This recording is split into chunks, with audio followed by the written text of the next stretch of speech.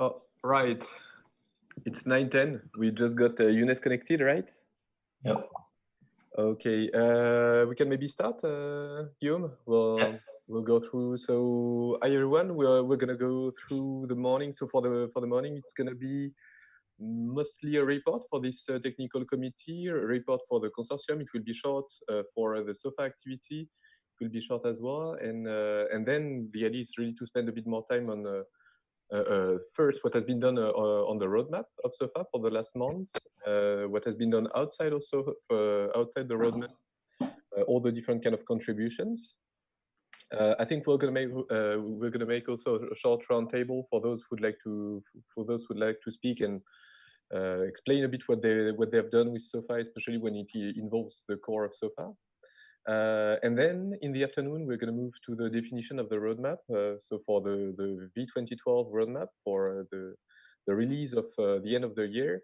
And the idea is actually to explain what we are gonna do, what kind of task actually you're gonna focus on for the next month, what things you would like to see changing in SOFA, and you'd be able to be part of that. So it's gonna be two different parts for morning, afternoon, and then there is two additional days as you can see from the agenda.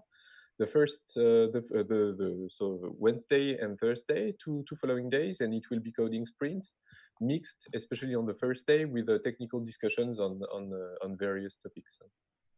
So we're gonna browse that in the slides.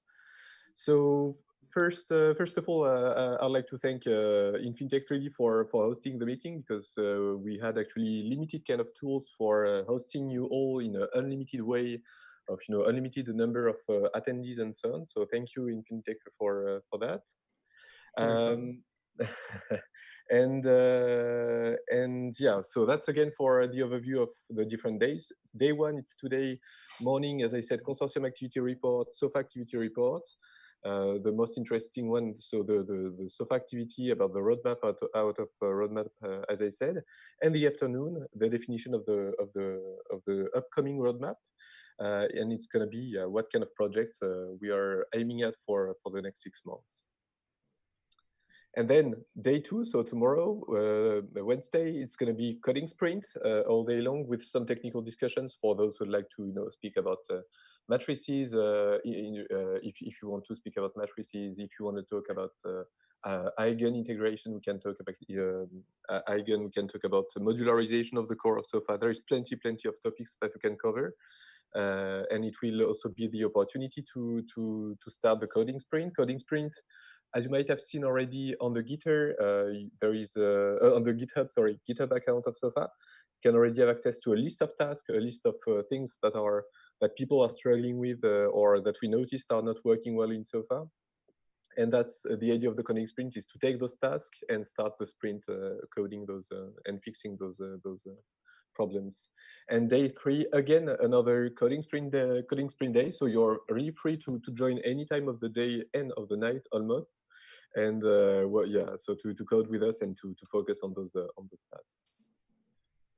So first part will be about the reporting about what has been done. First about the consortium report, and then about SOFA. Something quite important about this reporting step is that you remember, maybe for most of you, I think, attended the SOFA week last week, which is the annual event gathering the whole community in one place. So it's in every November each year. And last year, so it was in Paris, and it was end of November actually. So since then there have been December a bit, January, February, March, and then we are end of April. So it's some kind of 4 or 5 months, because actually December is quite a short month. So 4 or 5 months of development, which is quite short for in between two releases. So there have been some stuff done, not numerous of topics, but we'll browse them, and the same for SOFA. So we'll compare, the upcoming release with the previous one, so that we can get some digits. And which means also that next November is not really in 6 months, but maybe more in a bit more than 7 months. So it's going to be a quite long time up to the next roadmap. why we actually set up the SOFA technical committee end of April. It's also for us to, for once at least, because we did not do that quite often, take a bit of time between the technical committee and the release that will be in June, so that we can have a clean and smooth release of SOFA in June. Yeah, we wanted to experience that. So we did not plan actually when we set up the date in 2019 about the coronavirus. So that's something which was not planned. So we'll start the consortium report with some development, all the development actions that have been taken, especially by Guillaume. So yeah, like you said, due to the short period and COVID, the development are a bit less numerous than usual, but actually they are more or less focused on the release that happened in early January this year, and a bit of, as always, cleans and fixes. And I'd say most of the development from the consortium was supporting the coding effort of all the developers through PR, so PR reviews and assist. That's the most part of our development work for this last 4 months, I'd say. Yeah. And for my part, I guess I'd say more specifically. So can you switch? Next slide. Thanks. I worked a lot on continuous integration. So aside from the development part, focused on the code reviews and cleans and fixes. I also work on the continuous integration platform for SOFA. So I did a little bit of work around the configurations to make sure all the configurations are unified for all the platforms that we are using to test SOFA commits, so to build and run the tests at every commit. I wanted to base everything on Docker for this configuration issue, to unify it everywhere. But due to internal problems, incompatibilities, we can't have it everywhere. So I ended up building like an hybrid solution to have at least at the less price possible, at least to have a unified configuration on every platform. All this task was started from the idea of moving all the dependencies, all the build configuration, all the build environment versions of SOFA, because we were officially supporting very old versions of all the tools and the dependencies around SOFA. And we decided I guess at the last STC, we decided that we wanted to upgrade all these environments. So that was the starting point of all this work. So C++ 17 compatibility was one of the requirements, but also making more modern CMake code, more modern Qt code, because we were still supporting officially old versions of CMake and Qt. So all these dependencies and environment tools were upgraded, and the documentation was updated accordingly. I will speak a bit more about this in my presentation this afternoon around the continuous integration in SOFA. All right. The other part is actually, so the first was more Guillaume's part, and then it was going to be mine. Community, we did some training sessions actually. Again, in the more or less 3 months I've been active. I was away in December, so in the 3 months I was actually active this year. We've done some training sessions with different partners in CIMO, INRIA, Luxembourg, with the University of Luxembourg, and so on. That's something, just so that you know, that we are, and actually it's the wish of INRIA that is looking really to push forward that kind of training, so that we make sure that people that needs to use SOFA can actually have the knowledge of doing it, and get all the introduction they need, so that SOFA can actually be properly used.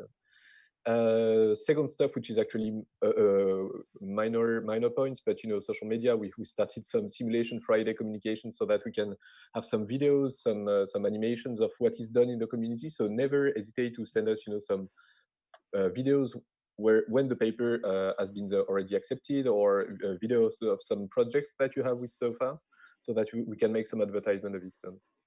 And all the website activity as usual, the news, jobs, and so on.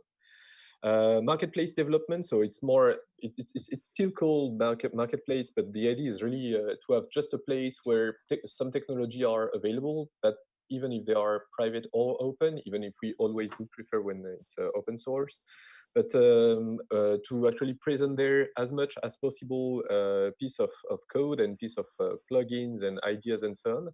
Recently, we have been some contribution from Boston, coming from the SPL, so the Surgical Planning Lab, wanted to share the skeletonization algorithm that they implemented. It was actually expected from the forum, so all that kind of dynamics. So that's actually what we were looking for SOFA.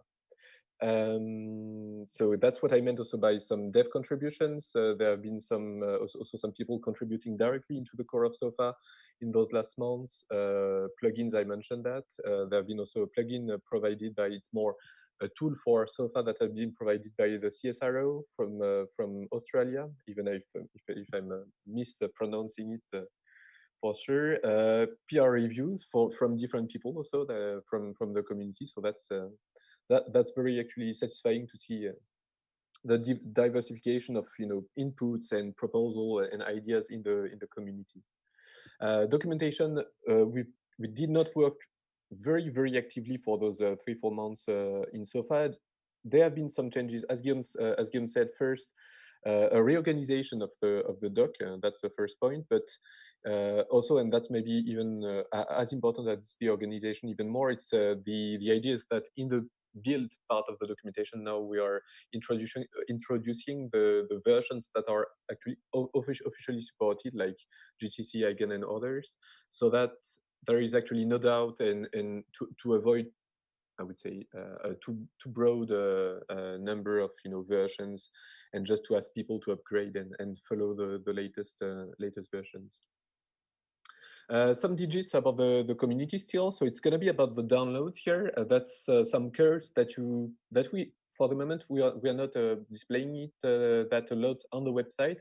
Maybe we should change that. But just to give you an idea, about what is happening in SOFA. So that's for the trend on the binary parts. So SOFA, for those who know that, you can download that in binary or source.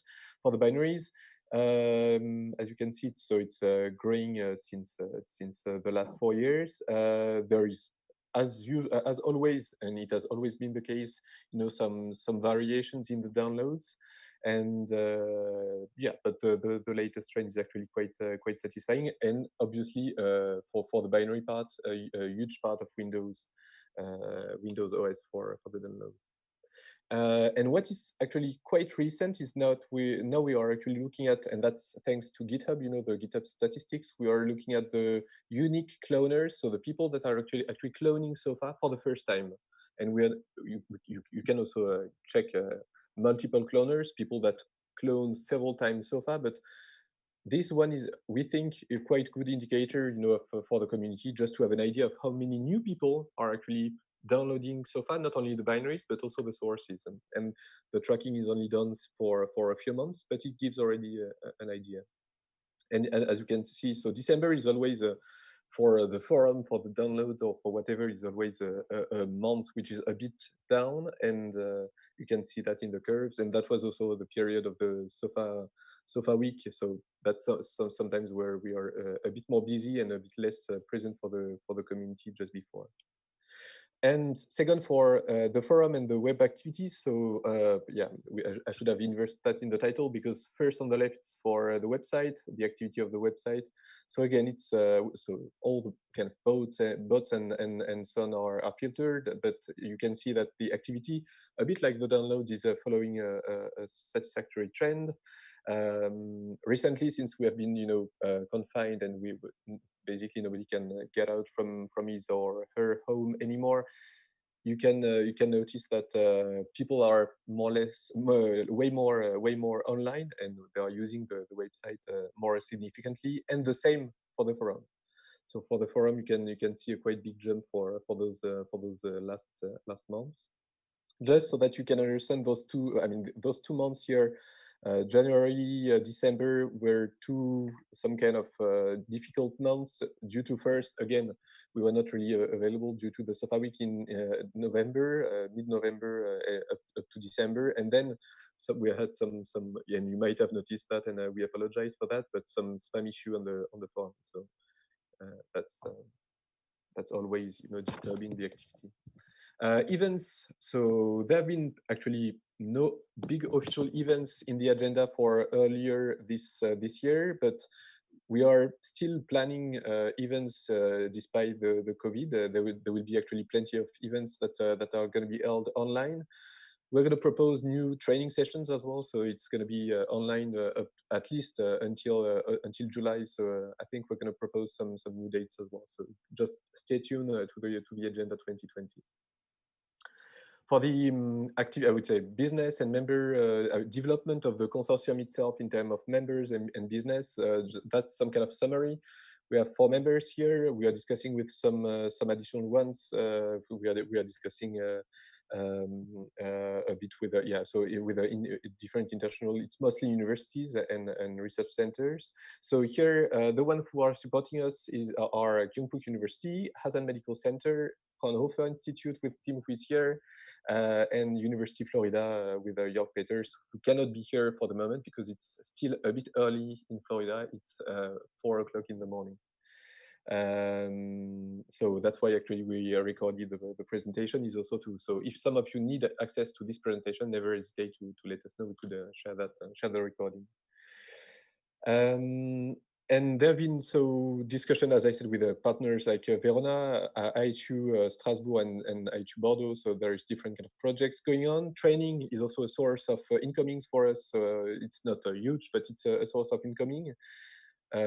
Again, as we are non-profit, the purpose is not to keep the money, but always to reinvest it. So that's something that we'll do. And closer relationship with ETH, SPL, University of Luxembourg, and San Diego.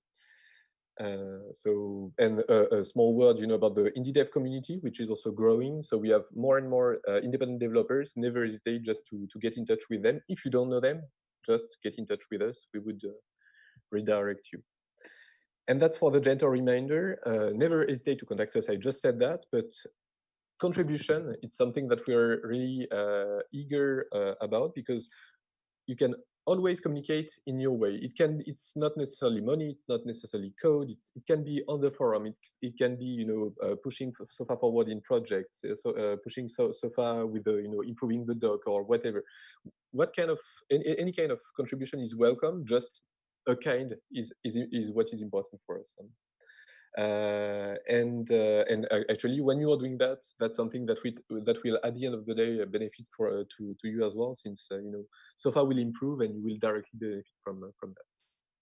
So I'll get back to that, because the idea of contributing, you'll see that it's also motivating some of our partners, and especially INRIA, to invest always more into SOFA, and that's something that we will talk early, just after lunch at 1:30 this afternoon.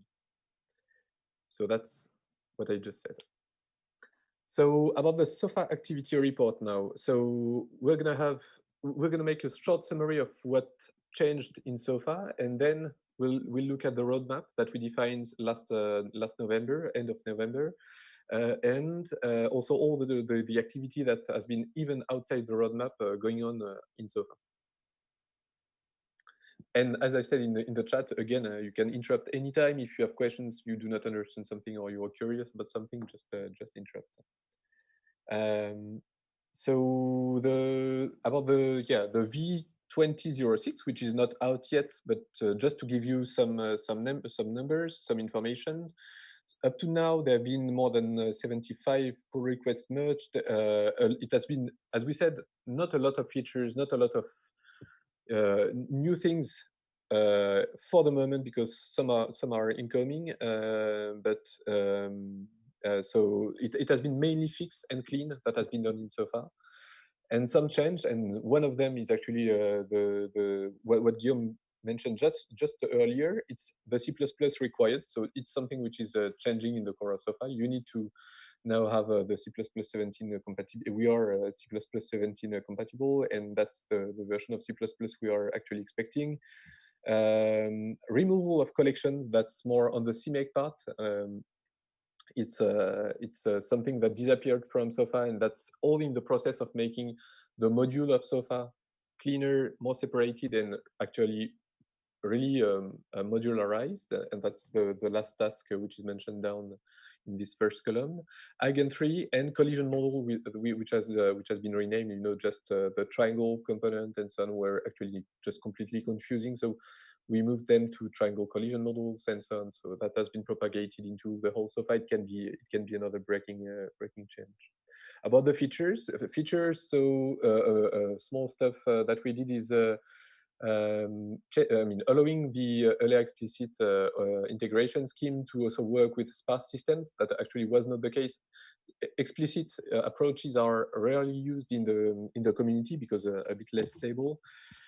But still, it was important for the community to be able to use explicit schemes even with sparse systems, not only diagonal ones. Update of rendering of the SOFA SPH fluid and doc browser, which has been brought back. It was a work from Defrost team in Lille, and it has been brought back in SOFA so that we can have a documentation using it's based on Qt engine and so on. So it's gonna make actually a more flexible and more easy to read doc for the tutorials and so on. Incoming as well for new features, some polynomial springs that comes from Mimesis, the Mimesis team in France, and they are going to propose so new kind of nonlinear springs that were actually in a plugin, and they proposed that back into the open source version of SOFA.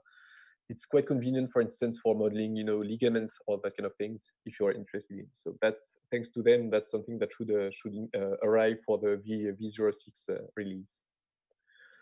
What else? Contributions. So as you can see, contributors for this release are really less than previous. It's both.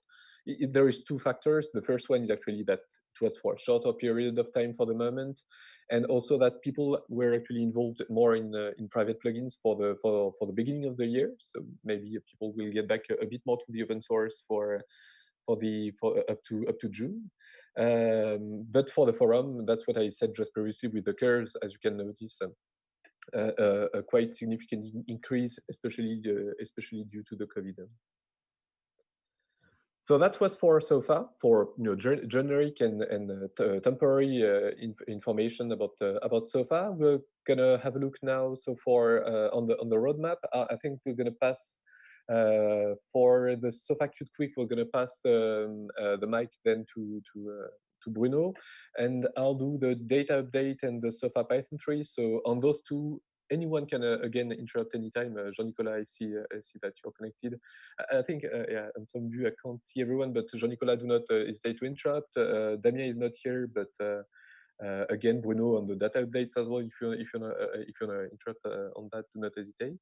And then we're gonna have a look at the outside from roadmap tasks that have been going on. All right. So I saw that there have been some stuff on the chat, but I couldn't see them. Okay. Yeah, it's me. Okay, perfect. So first, for the data updates, it's actually one of them. I think most frustrating part for myself. It's something that actually did not really progress significantly, even very quite not significantly, just a little. It has been some. We planned at the beginning, so to roll back the changes that have been done. Today the way it works is that you have first the whole dependency data graph, which is called the DDG graph insofar the DDG, sorry, insofar the dependency data dependency graph insofar, which makes all the relationships between the data that you linked in your simulation, or which are sometimes implicitly linked, and this is automatically updated. And then you have also the update of components, like you would like to recompute your stiffness matrix because the user changed actually the young modulus or anything of that kind of thing, of that kind of idea.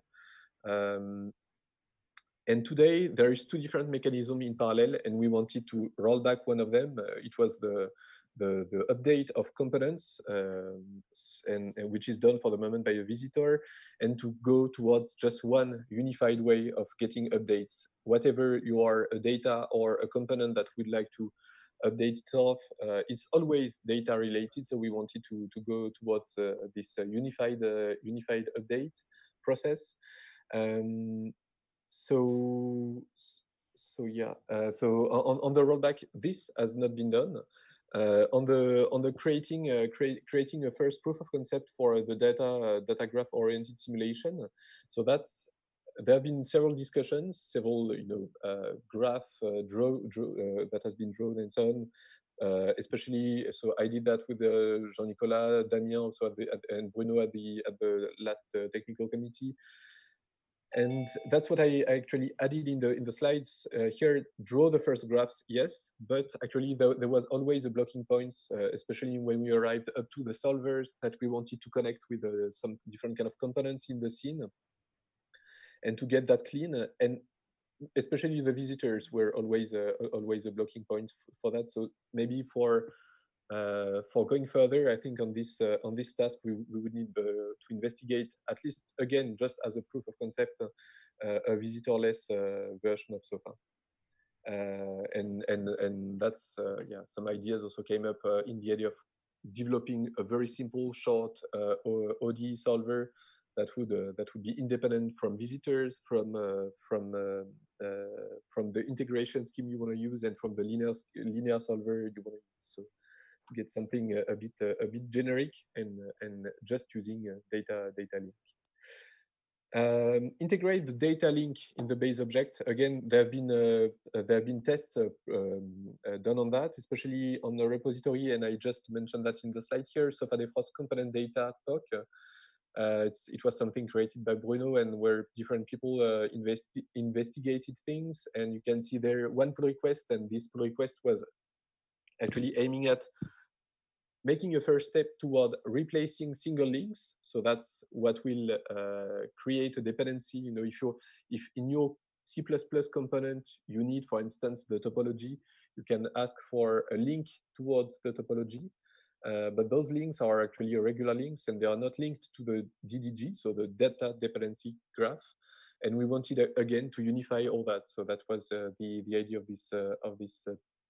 this work, and so it has not been pushed further. I think due to the last point, topic does not seem to, for the moment, affect many different teams, but it's going to, I think, be one day or another a very important aspect of SOFA, because we need component to update, we need data to update when there are changes and so on. So for the moment, data it works, but we would like to really work in a unified way. So that's one work that did not really progress on that, and it's both.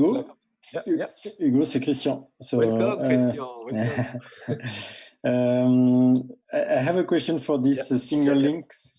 So single links was also was there a meaning of like if you don't have the link, then the component cannot work or something like that? Or Usually in the indeed in the initialization of the component, when the data link cannot be found, either it changes the behavior of the component or it cannot create. I mean, in the can create function, do you mean, or no? It just does it. Did it like, because there was this single link? I thought there was a particular meaning for single links. I don't know. Because now, if they are replaced by just standard links, no, I don't know. I don't know if Bruno, you have an. Yeah. So I'm not really a big expert on this, but basically the single links, you still have to manually check in the initialization function usually that the link is set. So it's still up to you to implement different behavior on your components, depending on whether or not a link has been passed. This is not something we want to change particularly using this DDG link concept. The idea is more to reuse the API that is already present in the DDG nodes and in the basically a very similar API as what we have for data, but for passing components instead of simple data structures. And so this would create a link that would be visible in the scene graph by connecting the state of the components to the data field. So it would be some kind of data field that takes the state of the component and has helper methods to access functions from that component. So in the end, it wouldn't change much in terms of usage, but the functionalities in terms of graph maintenance and consistency would be improved. I think it was also a way to, when you have standard data and you will do a get value, it will kind of go get the latest version of this data from the other component. I think one of the motivation for this was to have the same kind of behavior. If you are pulling on a link, you are also triggering its updates of its output data. So once you do this get link value, you can be sure that the component is now updated and you can use its function, so its method, being sure that the component has been updated. So before that, either it was just a bare pointer, so you don't know if the component has been updated, or it was a link, but getting the pointer from the link was not updating the component pointed by this link. So I think the difference comes from there. Yeah. Thank you, Jean-Claude. Is that okay, Christian? Yes. Thank you. So that's and again, so here it's not the time to say that it's going to be to already say that we want to focus on that and so on. It's going to be early this afternoon, but for what is it's also maybe, as I said, maybe a lack of time, but still what appeared is that we all did not, and I include myself because I was supposed to work on this topic with others, and I was supposed to take time on that and so on. And it's first a complex topic, and second, where everybody was not involved enough because it's maybe not urgent enough for anyone. But I think it's something we need to focus on for investigating that further. But it's touching a lot of different topics, so that's far from an easy task, an easy roadmap task. Second, just to move on, the SOFA Python 3. So SOFA Python 3, it's a plugin that has been developed in the Defrost team, which is now rather stable. And so that's why we said some part of the task that has been accomplished is some polishing, because it's already completely usable. And I invite any one of you to move, to use and to start looking at the bindings and the example scenes and move to the Python 3 compatibility that offers this plugin. That was actually the roadmap that we defined, that you can see here, what you can see here at the screen. It was the roadmap defined end of November, last November. It was so I won't detail everything. Add external project, update, and migrating and so on. I adapted it a bit because it was actually, it's my opinion, but I think others would agree, but not quite detailed enough. So for what is supposed to be done, and for especially for the steps to follow. So I made some kind of updated version of this SOFA Python 3 roadmap task. The first, so two different kind of tasks. Some of them are focusing only on the SOFA Python 3 plugin, some others on the old SOFA Python plugin, and some on SOFA. For the SOFA Python 3, we needed to fork under the SOFA GitHub. So now it's this plugin is available in the GitHub repository of SOFA, and you can clone it from there. Which means also that the SOFA consortium will get involved in, the pull request review. Will make pull requests. Will also help people using it and so on. A second task was actually to clean all the CMake configuration because it recently changed. So we need to update all the CMake so that it fits the SOFA I would say CMake organization, and for that we need to use the SOFA macros. Why? Because it will automatically create, the libs in the same way it's actually created elsewhere in SOFA. It will, proper namings, proper whatever. So really, not only using CMake because it's already well done in the plugin, but so that it can be properly articulated with SOFA to use the SOFA macros CMake. SOFA Python 3, so to use it officially as an external plugin in SOFA. So the proposal was to make it some kind of submodule in the plugins of SOFA. Like today, it's actually the case. I mean, SOFA Python is today a plugin available in SOFA, and to get the same for SOFA Python 3. Yeah, what did I say? Fred, what did I say? So yeah, I meant the SOFA consortium will support the plugin. I don't know what I did say, but the idea was your sentence in red is like last release compatible, but I mean compatible from the point of view of consortium. Yeah, definitely. I'll come to the last red point. So update. The last point about SOFA Python 3 was indeed to update all the scenes. So it's maybe more on the SOFA side, but to update all the scenes and adapt the CMake in SOFA in order to fit SOFA Python 3, and the way now Python script will be written. There is no huge differences, but we will work on that, and especially write some documentation to help people go from one version of Python or to the SOFA Python plugin towards the SOFA Python 3 plugin. And what about SOFA Python 2? There was two things: releasing SOFA Python 2 outside from SOFA as an external plugin. So that's something that I did. For the moment, it's in my own fork, but I will provide that back into SOFA.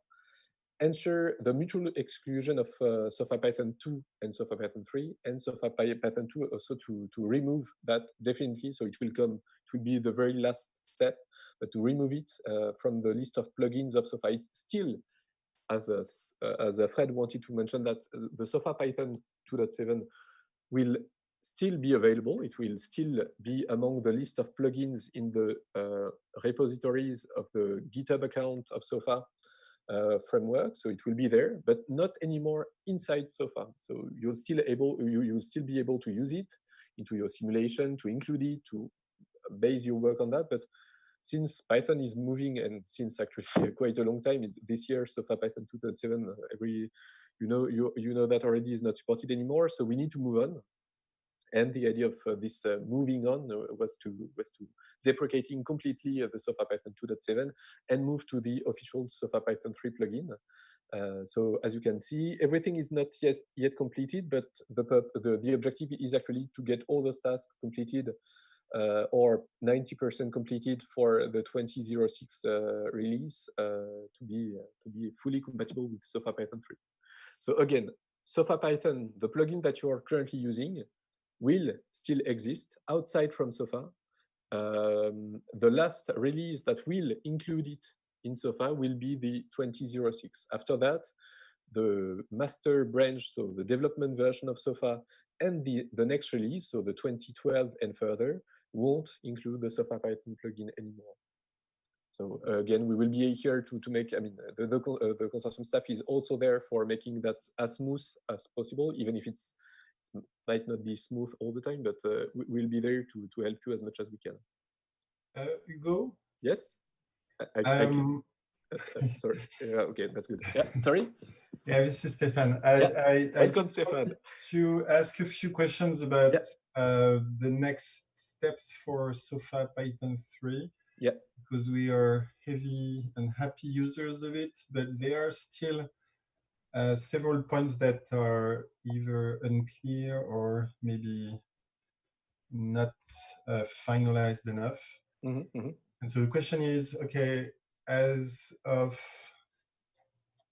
when the consortium takes over SOFA Python 3, can we still have some discussions and suggestions about things to do, and can we discuss that I don't know, this afternoon, or is there a time we can dedicate to things we would like to see in SOFA Python 3? Or you consider this is no longer a topic and it's stable enough? The SOFA Python 3 won't change anymore. It's over. No. Everything in SOFA, right? No, so yeah, I think the question of when it's going to be discussed is more a question of, is there people who are going to work on that or not? So this afternoon we'll talk about the roadmap. So if you are willing, and you, the team, and with us and so on, the fact is that what we noticed when we are involved, and when I say we, for the SOFA consortium staff, in too many, it's not a lot, but there was actually 3 topics of roadmaps, and we were involved in 2 of them. And we already do not have actually enough manpower, or it depends. We need just to make developments. It's another question, but we do not have a lot of time. So basically, topics do not progress sufficiently fast. So what we really would like is that if we discuss that this afternoon, it means that people are ready to work on this to make it evolve, and if we are part of, I mean, we will be part of that if people are willing to make some changes. So yes, we can discuss that this afternoon. And if it's, I would say specific changes and so on, this can be discussed otherwise tomorrow morning, because it would be the second time of technical discussion. So, and to answer the global question of evolutions, it was one of the biggest concerns of both Jean-Nicolas and Damien, who are the 2 most involved developers of this plugin. So I think we actually we have actually no right to get against this will of still keeping this plugin to evolve, to change. The only idea, and the fact that we arrive just means that what we need is to make always things relatively smooth, or at least a bit documented for the community, which does not mean that it cannot change or break sometimes, especially on the master branch, because recently, since SOFA changed, and the master branch of SOFA changed quite often those last weeks, there have been a bit more complaints than usual on the forum and so on, because people were on the master branch, source code of SOFA master branch. The consequences of that is that definitely it's evolving, it's compiling, but you need to be all fresh and with all the latest changes, which can be quite demanding. So so to answer your question, yes, it can change, and and I don't think the things I have in mind are like huge changes, but there are basically 2 topics, and I say that super quick. One is the copy mechanisms between SOFA and Python. I would say Python arrays and things that are coming from PyTorch. We had a little discussion yesterday with Jean-Nicolas about that. Those mechanisms are very important, and we've seen very strange behavior depending on how we copy things. So we assign values between SOFA and Python. And I think this is something that is at least strange to me. And the other thing is, because we are now really big users of Python code, I find it a lot less, I would say, robust to, I would say, errors, meaning that if you write C++ code and you manage to compile it locally on your machine and you commit this code, maybe it won't compile because of some strange compiler issue on someone else's machine. But most often, if it works on your machine, it will work on someone else's machine. What we found out is with Python code, it's very often that the code we pass, the script, will not necessarily work the same way on someone else's computer. And I think it has to do also with how we install Python on different computers, but also maybe how we write the Python script. And to me, this is another important thing, because if we start to have more and more high-level Python scripts that are basically replacing almost C++ code, I'd be very interested in knowing how we can make sure that when someone writes a script, which can be a complete code and component, we can release it so it works well on any other machine. And what we're seeing right now is it's not the case, and maybe because we are new to Python, but yeah. No, I think this is one of the major issue right now. We don't have a good CI, so testing mechanism on multiple operating systems. So like we have in SOFA when we want to merge some feature into the master branch, it will get tested on Windows, Mac, etc., and different versions. We don't have this yet for SOFA Python 3. So right now, it will mostly work only on the computers of the main developers, which are not many of them right now.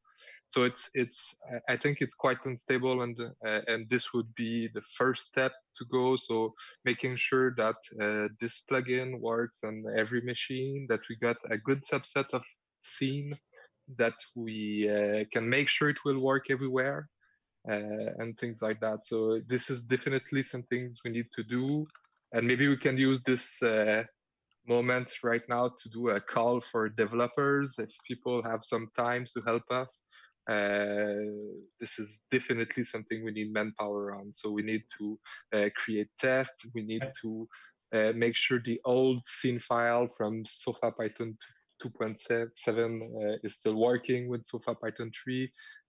Like you said, we have some weird behaviors happening with getting the data from SOFA into Python variables. We need to test this and to correct this, and this is a lot of work.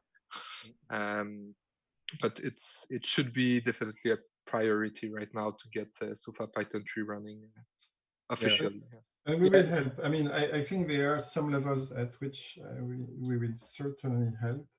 I think others, like the very deep insight of how we copy data between Python and SOFA, that's something I'm not sure we understand enough to help right now. But I think providing the light and the highlight, and I think it was the point of Jean-Nicolas to providing the highlight as making it really officially the SOFA Python plugin in SOFA will also help people to move everybody towards Python 3 plugin, which means that everybody will face the issues, which means that everybody will also be willing to improve that and so on. So we have to get involved in that also on the consortium stuff. We are, unfortunately, and that's a reason why we are not involved since the beginning in this project. We are neither Guillaume or I expert of Python, but we need to move on. So we started to have to take it in hands and look at the bindings and so on. So that's things we're going to work on, but. As Jean-Nicolas said, it's major. It's broad as well. There is a lot of things to be tested. So, but it's a priority. So I think we can't just ignore it. That's something we need to focus on. I think.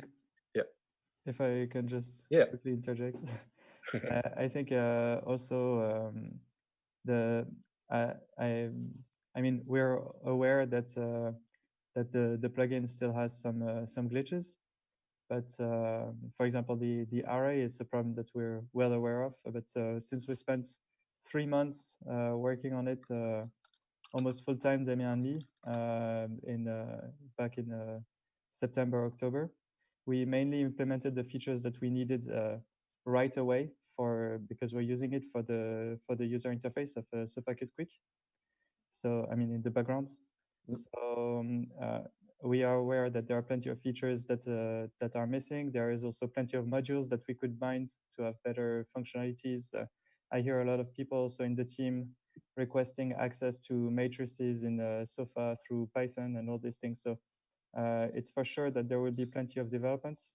I think now the priority, so that we can really advance on this, is to have a good continuous integration system, because currently it's very hard to have consistency. And I think most of the copy problem from Python to C++ are linked to a bad CI setup. And I hope that this will be improving with the fork on the GitHub of Sofa. Yeah, definitely. Yeah. Okay, thank you all for the inputs. So I just made two separate slides for what has been done for the moment.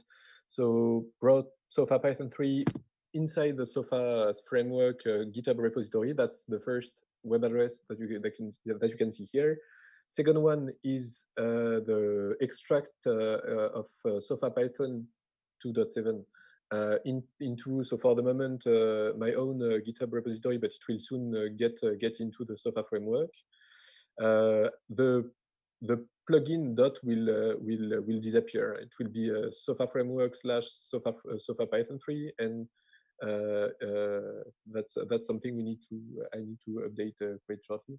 And the same for it will be Sofa framework / Sofa Python 2. And ensure the mutual exclusion of both plugins.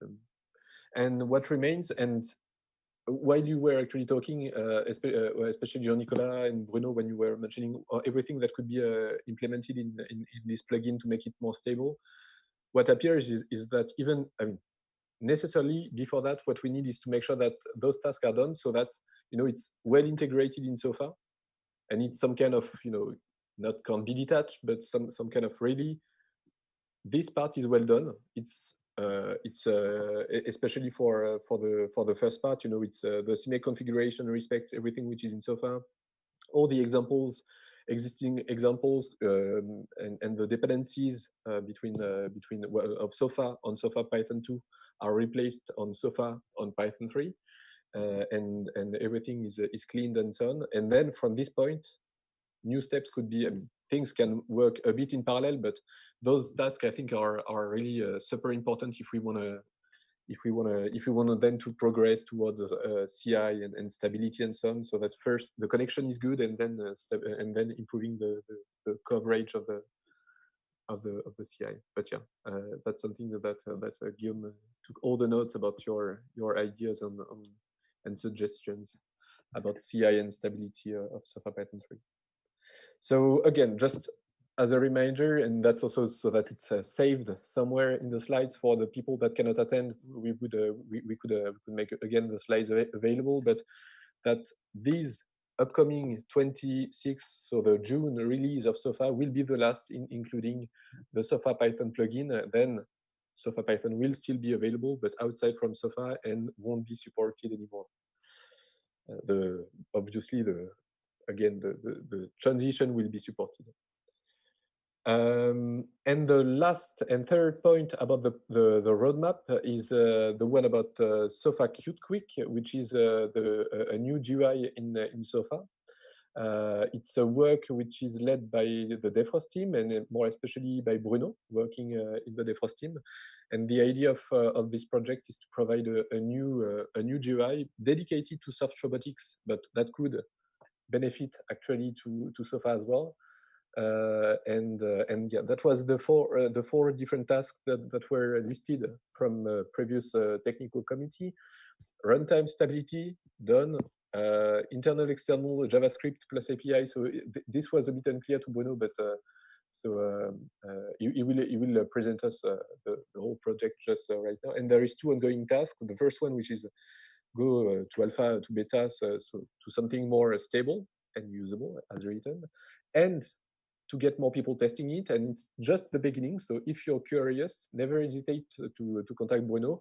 So it will make a bit of overhead for him and some of work. But I think for the project, so Acute Quick, it's also a very nice promotion to get more and more people interested in it. I can let you present your roadmap, Bruno. Sure. So first of all, while your slide is still up, runtime stability check. No, not really. No. That's been checked. Runtime stability is actually the major issue in SOFA Qt Quick. So I would more put this one at 0.5% than check. Yeah. Okay. That's all right. All right. That. And you can. I think if you share your screen, it will automatically. I can stop sharing and. Yeah. Sure. I think you need to stop sharing first. Please go ahead. Take the mic. Let's see if that works out. Share. I can share a single window. That's good. Share. Okay. So can everyone see? Yes. My screen properly? Nice and clear. Okay, great. So actually, my presentation would maybe contrast a bit with the rest because instead of can I hide this maybe? Just put you here. Yeah, we can't see it for. Okay. So you can see this. Okay. No. Okay. So I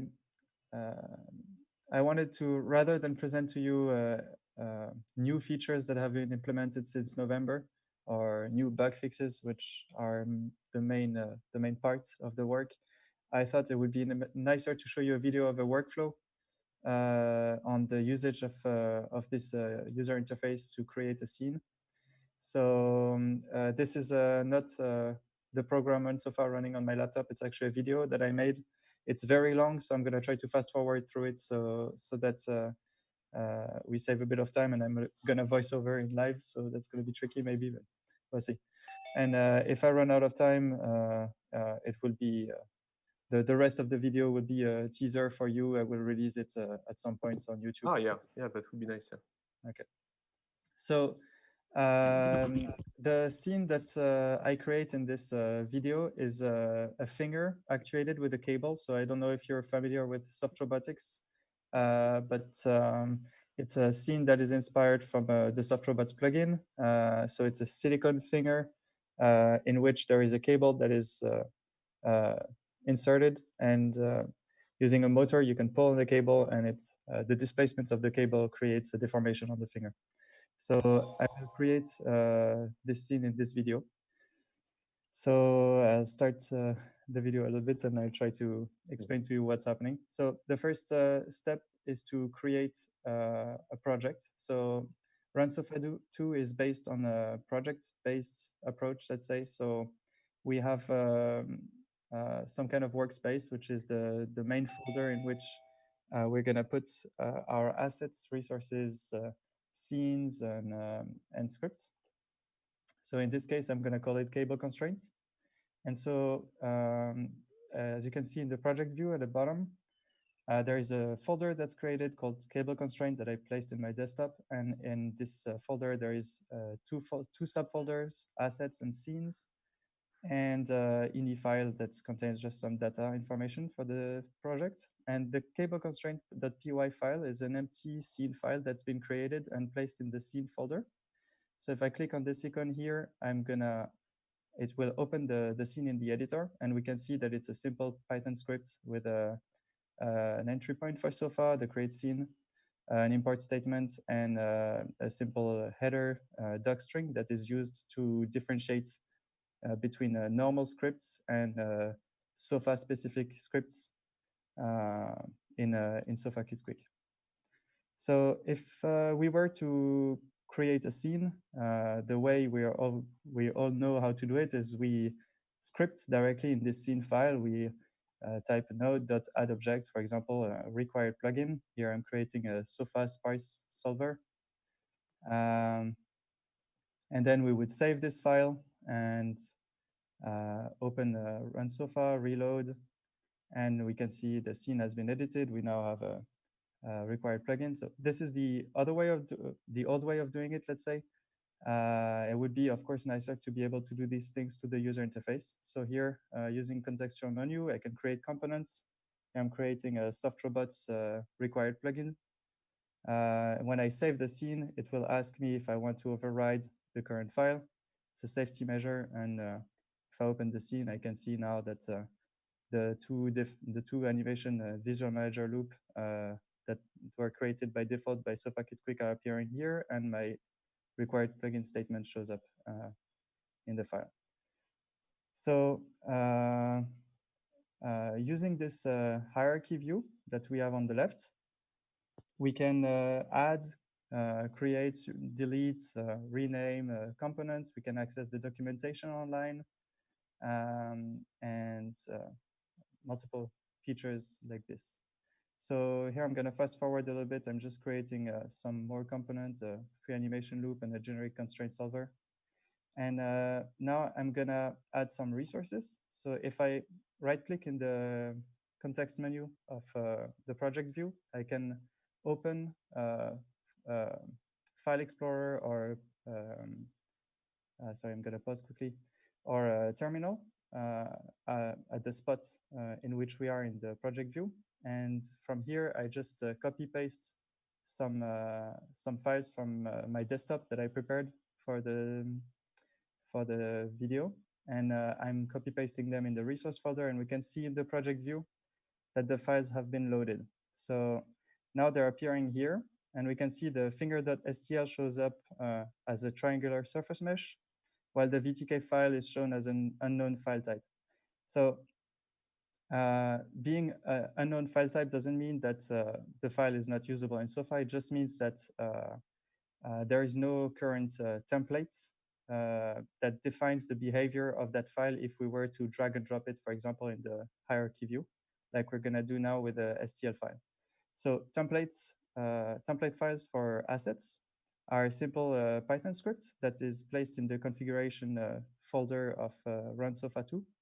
And that determines what behavior you will give to that file. So for example, now if I were to drag and drop this finger.stl file, I think I will do it in a second. Shouldn't have paused. Which means that just to be able to incorporate the VTK file, through a VTK loader, for instance, what is needed is just to write this Python file. Exactly. Actually, we will provide default templates for multiple extensions, of course. But in this example, I purposely removed the VTK so that okay. Because it is, I guess, it is available now by default. Yeah, of course. I mean, VTK is a pretty standard. I was just astonished that it couldn't be loaded. STL could and not VTK. Yeah, of course.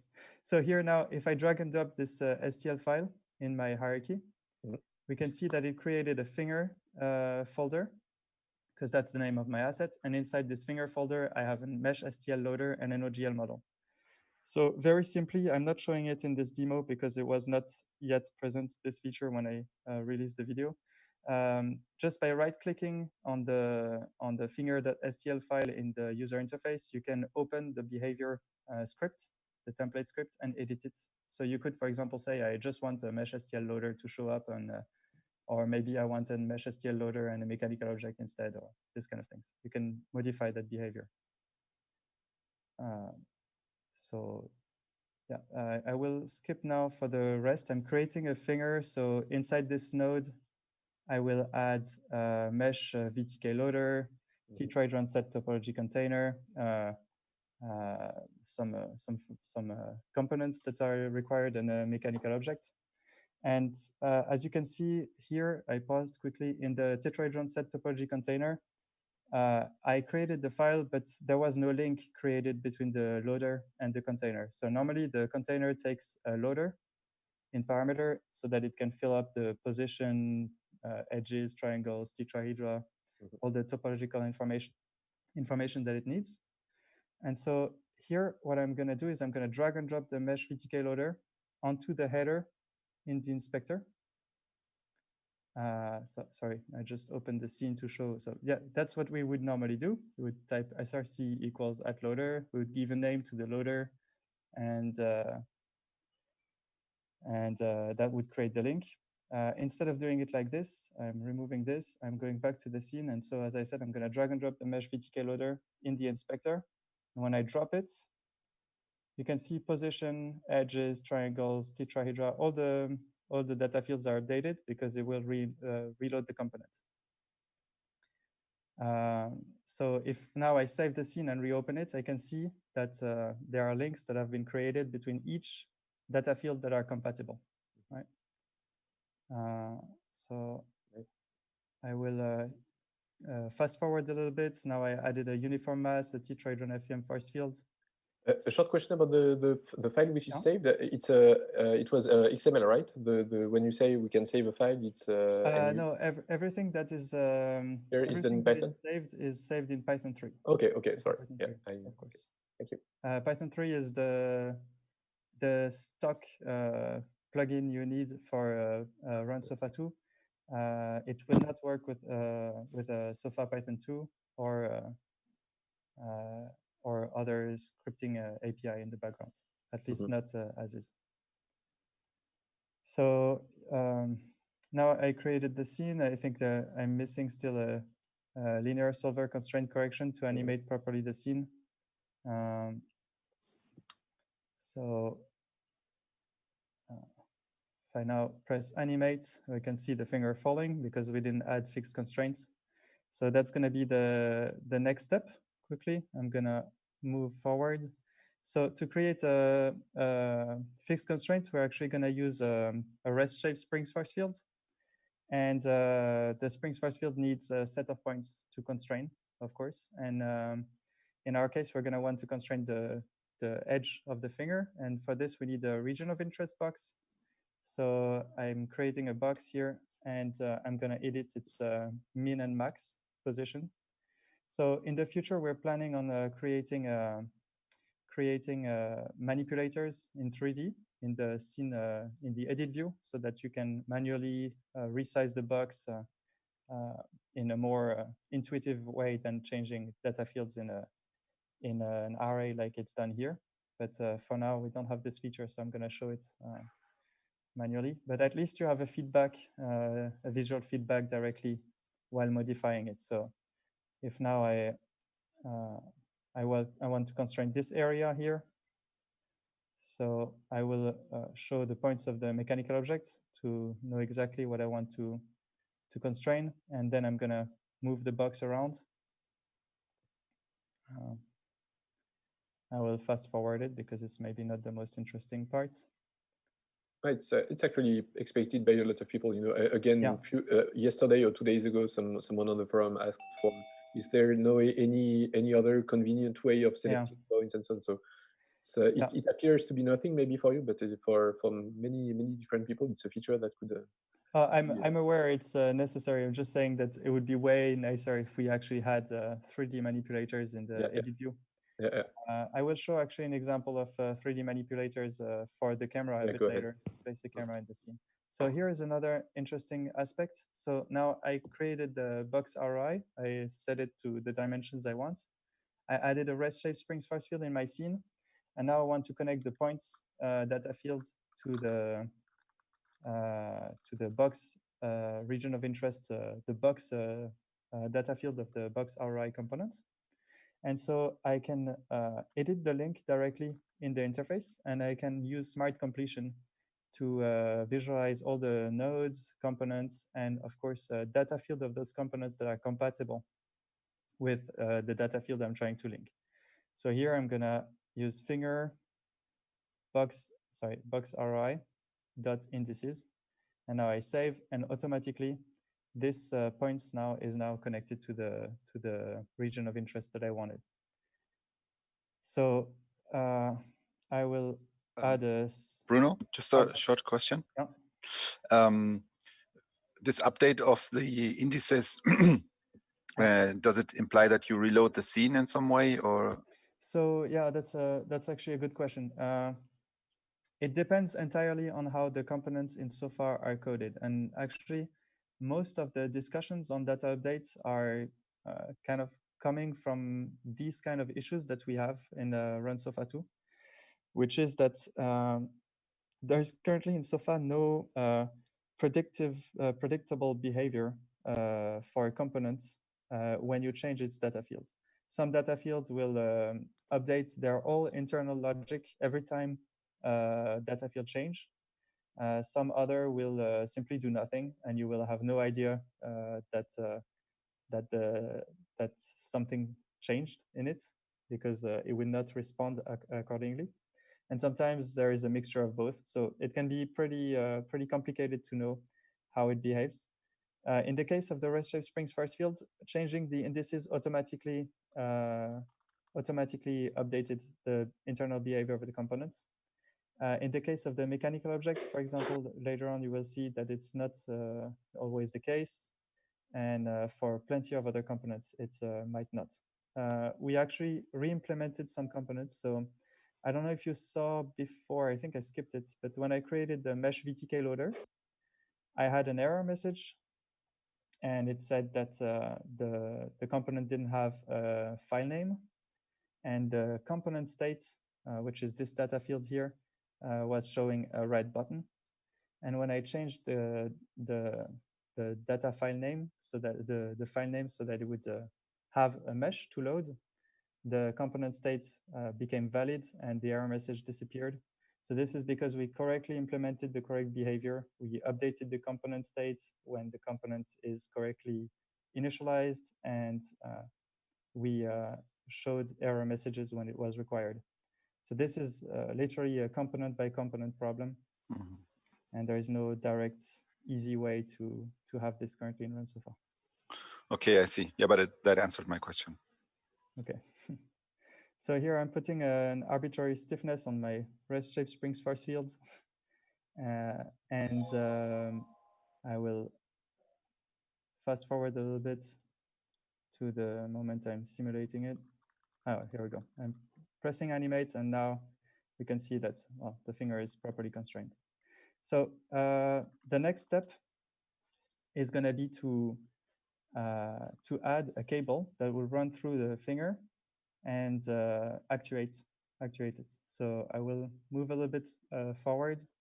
So adding a cable constraint before would be a pain, because basically what you want is to place points at the surface of the finger and then fit a cable through those points. And so the positioning of those points would have been very complicated. Usually, for what I remember of when I was doing these things, the way it would be done is we would load the surface mesh in Blender. We would click positions on the surface. We would write down the coordinates of each point, and then we would put it in a big vector, and we would feed this vector in the position data field of the mechanical object. So this is clearly tedious. I'm actually doing it first time like this, but I will skip that part and show directly how to use snapping in the 3D interface to do the same thing. So the edit view, I'm creating a cable node here, and I'm gonna add a mechanical object. I'm gonna remove the first position, which is by default 0, 0, 0 in this mechanical object, and I'm gonna switch to edit mode here in the edit view. So I'm sorry for the OGL model that is kind of glitchy. As you can see, the normals are badly computed, but it's not important here. What I'm gonna do now is I'm gonna click on the surface of the mesh, and you can look here at the position data field. You will see the entries growing up. Sadly, you won't see the points being placed because I'm not actually using the topological modifier to add points to the mechanical object. So the program doesn't refresh properly the mechanical object. It's a bug in how it's implemented. But basically, you can see I'm clicking the points.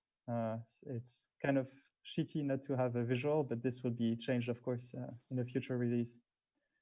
So I'm going to place, I think, 12 or something points. And now if I save, if I show the position vectors, I can see now the points that I clicked. And if I save this scene and reload it,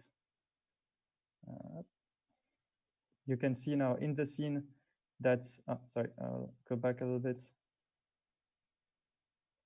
You can see in the scene file that now I have a Python vectors list of positions that have been saved. This is the positions that I picked. And if I now reload the scene and click on the mechanical object, show object, increase the scale, I can see the points that I picked. So actually I missed one here, but I will change this later. So now we need to fit the cable through those points. So I'm adding a component called cable constraints. Add object cable constraints, which is a component from SoftRobots, this one. The SoftRobot plugin, yeah. And so the cable constraint basically, you can give it either a force or a displacement, and it will move the cable according to this. So in this case, I will induce a displacement on the cable to pull on it. So it requires the indices of the points that will create the cable.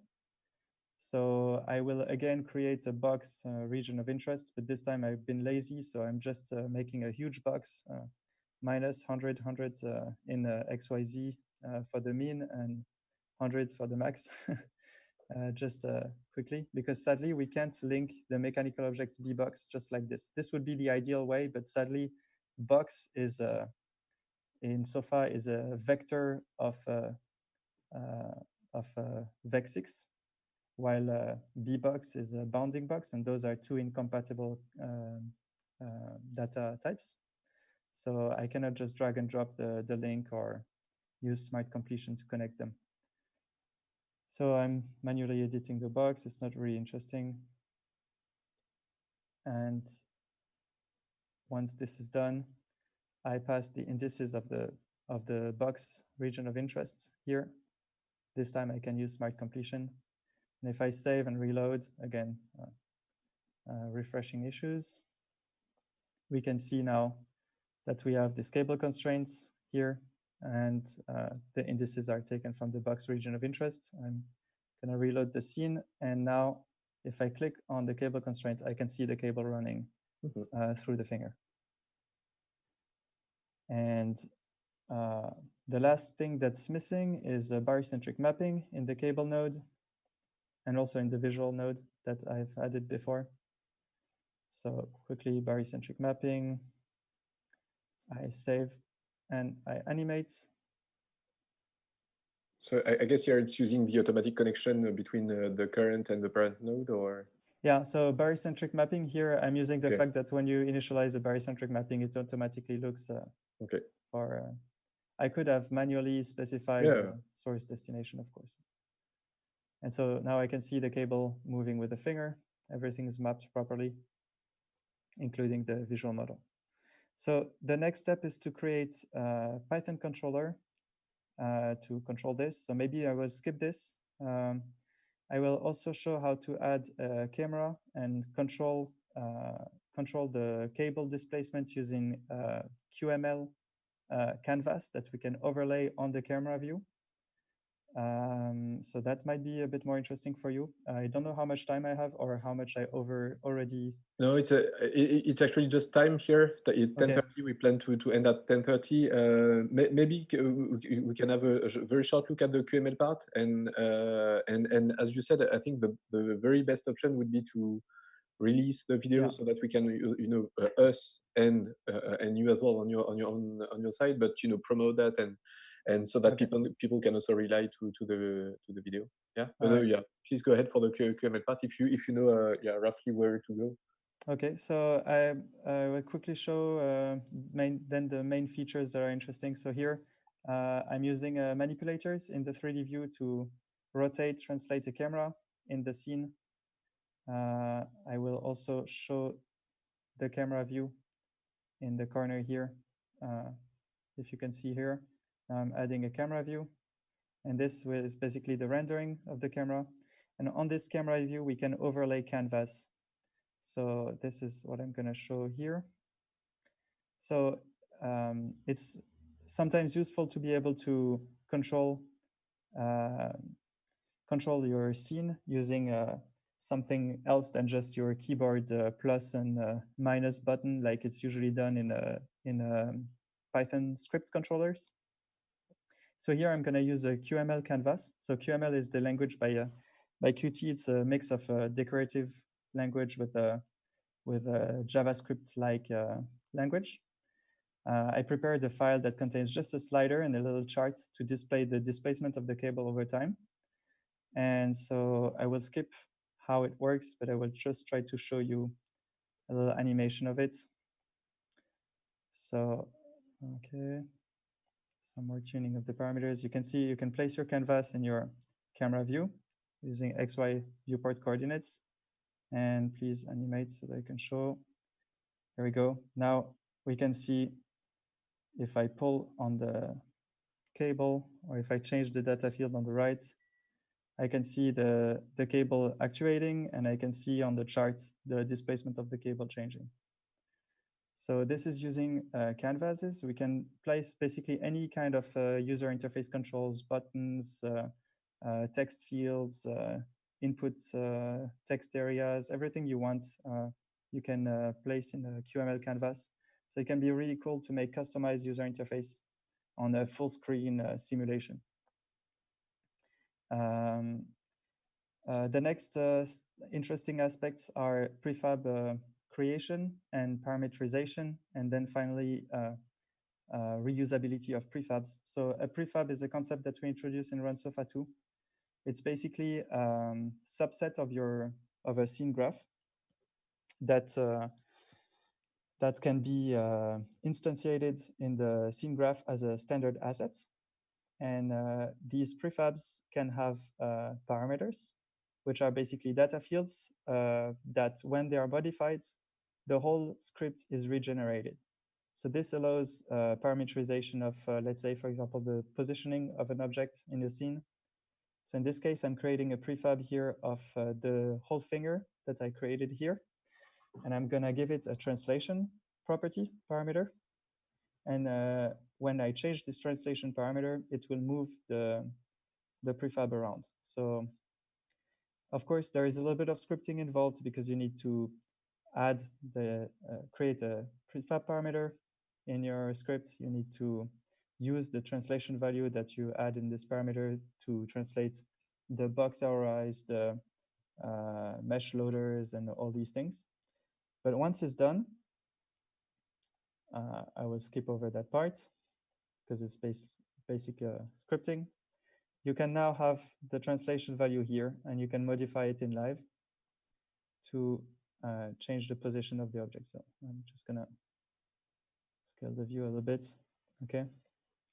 And so now if I move the translation property, the whole thing moves and everything stays working, right? So you have the cable constraint that's properly mapped at the right spots. You have the visual model that's properly mapped in the right coordinates and so on.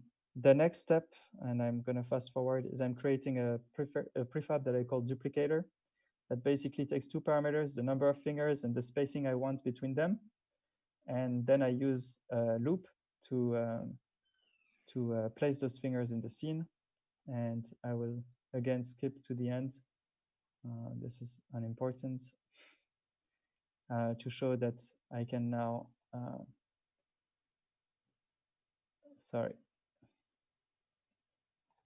I can now create those fingers, place them in the scene, and using those parameters, just add more, increase their spacing, and so on. So that's it for me. Stop sharing. Thank you, Bruno. Yeah, that's we were yeah, exactly. I could upload. No, thank you very much. It's actually quite cool to make it with a video because it allows you to be free and just to speak over it. It could be definitely cool to have the video to be able to to talk more about that and to make it available for people. Yeah. And what we were actually currently saying with Guillaume is, God damn, but there is so many features in it. Yeah. So yeah, I think you're really aiming at something super, I would say, super challenging.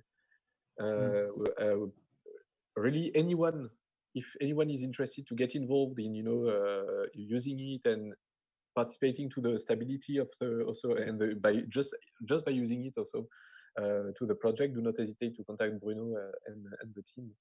So I take advantage just to add a last thing is that the video seems really nice also because I show a complete workflow where I go from point A to Z and build the whole scene. Keep in mind that when I said that runtime stability is an issue in the software, it's not a joke. And what you see here is a video. It's also for a good reason. Making the demo in live would not have worked. The software crashes a lot. And when you want to save your scene and you have hard-coded values and you have an issue in the saving step, it's really pissing you off. So it's still a work in progress. We're improving the stability every day. It's really what we're focusing the most now on. We're also adding new features regularly, but it's a work in progress. If you want to test it, you can. Yesterday we started a little workshop session in the Defrost team to help people setting it up. It's not easy. There are a lot of kind of cutting edge dependencies, especially if you're on old versions of Linux or if you're on Mac. If you're on Windows, we haven't tried even so. Right, just so that you know. Yeah, but it would be a necessary step also to go to other operating systems. Yeah. Thank you, Bruno. So yeah, that was actually it raised just a small comment. It raised a question around this type of new development. It raised the question about the long-term maintenance of this development because I think it's really cool. We really hope that this could be used not only by our team but by the other team, but because I think it's much better than the user interface of SOFA, and even the workflow. I think it's good because the workflow is different. The way you work with SOFA is different, and much I think much more comfortable. But the thing is that it's new developments, and new developments means also new things to maintain and to. Yeah, that's a good point. So we have asked a new engineer to INRIA for to continue this work, but it's not sure that we will get. I think for every development in SOFA, in plugins for SOFA, it's always the same thing. Basically, in terms of maintenance, it entirely depends on the user base. So we need people involved in testing it and using it. Otherwise, it will not work. So I think in Defrost, we have the advantage of having a lot of people who could be interested. And of course, stability. So that's why I think focusing now on stability is the best way to improve usability and increase the user base. And to answer Abdelrahman, so there are two different ways of connecting with ROS. The first one is to use Python because you can just do a connection with Python. If it depends if you want update at high rates or not, but if you don't look for highly frequent updates, Python is sufficient. Otherwise, there is a plugin C++ plugin for connecting SOFA to ROS, and that's more for high performance connections. Yeah. And for that, you can have a look on the forum. There is a dedicated thread where people asked for help for compilation. Actually, on the ROS connector plugin, which is the plugin for SOFA connecting ROS and SOFA, and there is both people discussing about this C++ plugin plus people talking about the Python connection between ROS and SOFA. So do not hesitate to jump on the forum, have a look to this thread. You do not even need to be connected for seeing it. So very easy.